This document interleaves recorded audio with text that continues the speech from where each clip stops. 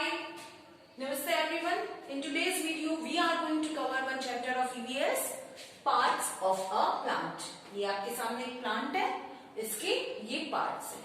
हम एक एक करके इसको स्टडी करेंगे. चलिए, let's go to the first part. First part होता है रूट. रूट क्या होता है? ये अपना ग्राउंड है. इस ग्राउंड के अंदर होती है root. Not always, in some cases ये ग्राउंड के ऊपर भी मिलती है, बट इन मैक्सिमम केसेस ये ग्राउंड के अंदर होती है. और ये ही प्लांट को सॉइल से कनेक्टेड रखने का और सॉइल में इरेक्टेड रखने का काम करती है.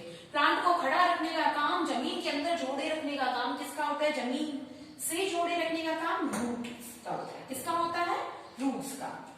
अब रूट्स का दूसरा फंक्शन क्या होता है?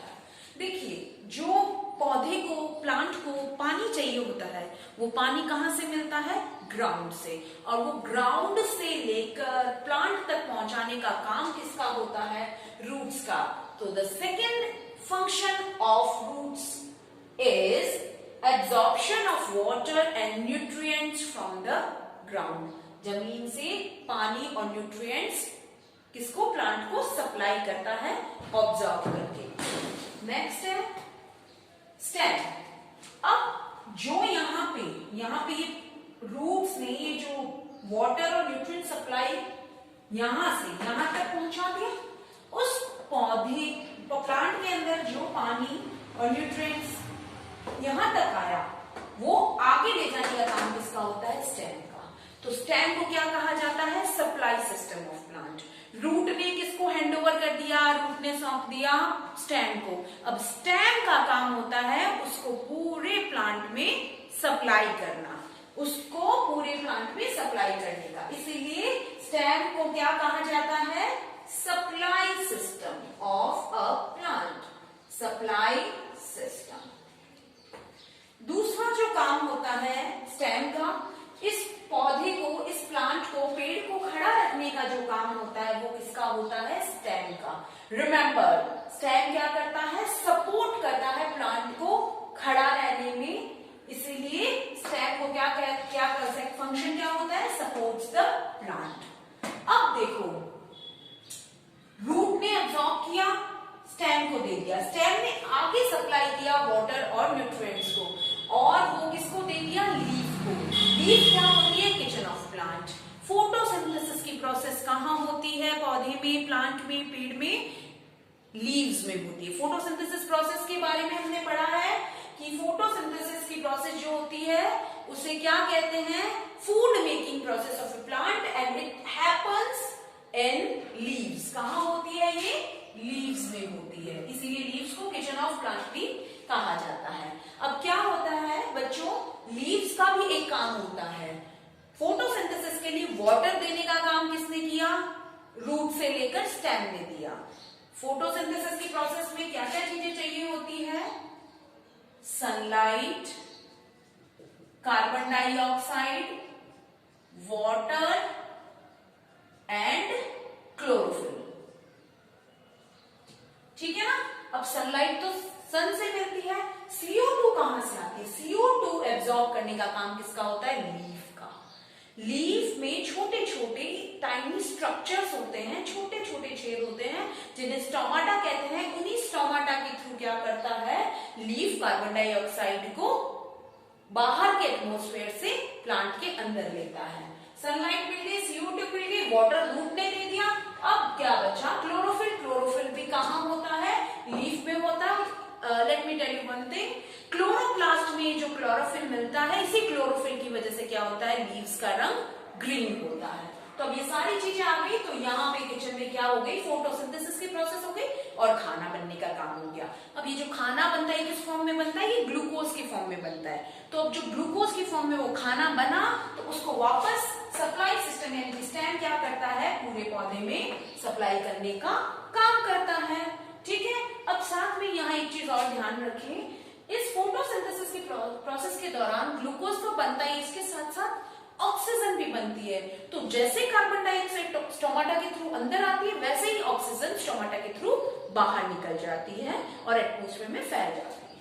ठीक है. नाउ फोर्थ पार्ट है फ्लावर.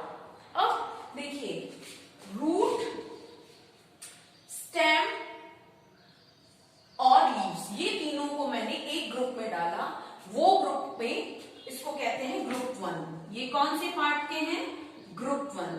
कौन कौन से आते हैं?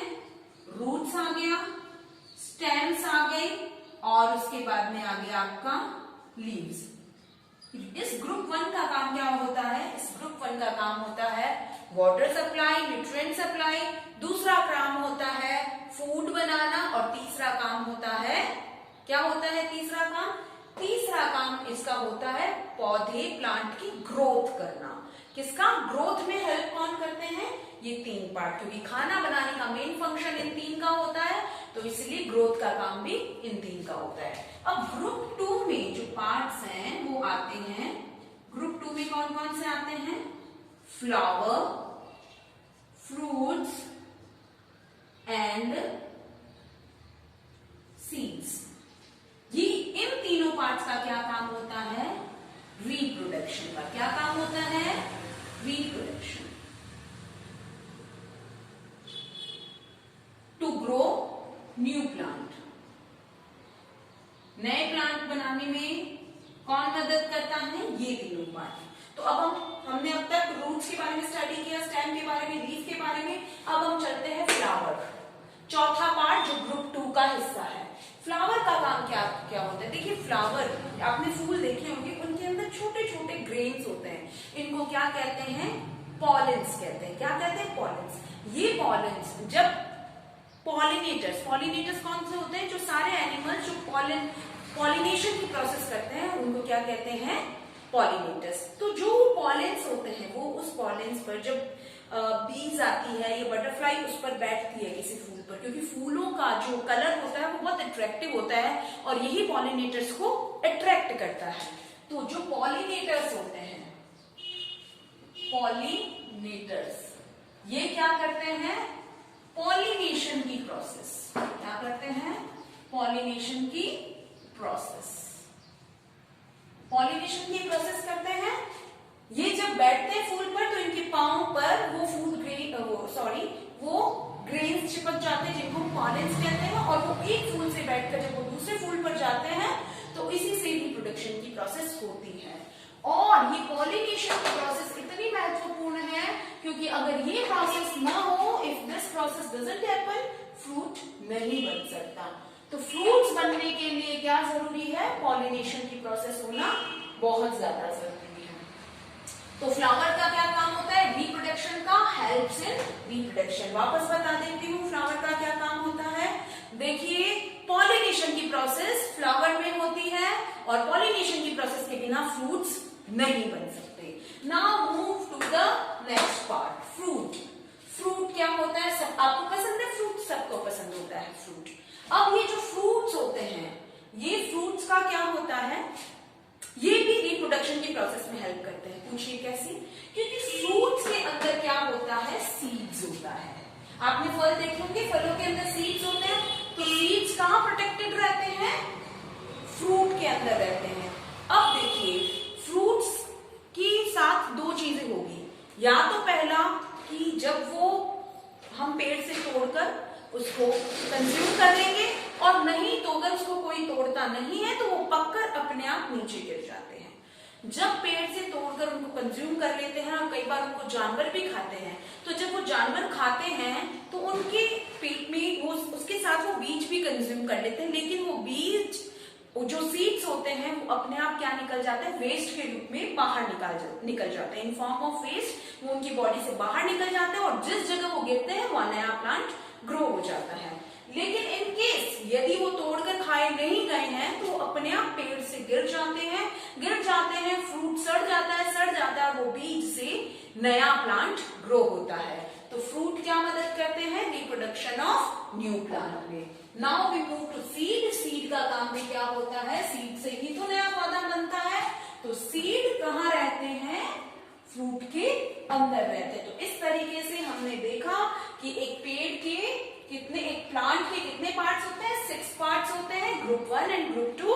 ग्रुप 1 में वो पार्ट्स आते हैं जो क्या करने में मदद करते हैं? वाटर सप्लाई में, फूड प्रोडक्शन में एंड ग्रोथ में। और सेकेंड ग्रुप में जो आते हैं flower, fruit and seeds, reproduction में, यानी कि ग्रोइंग अ न्यू प्लांट। तो आई होप ये आपको समझ में आ गया होगा।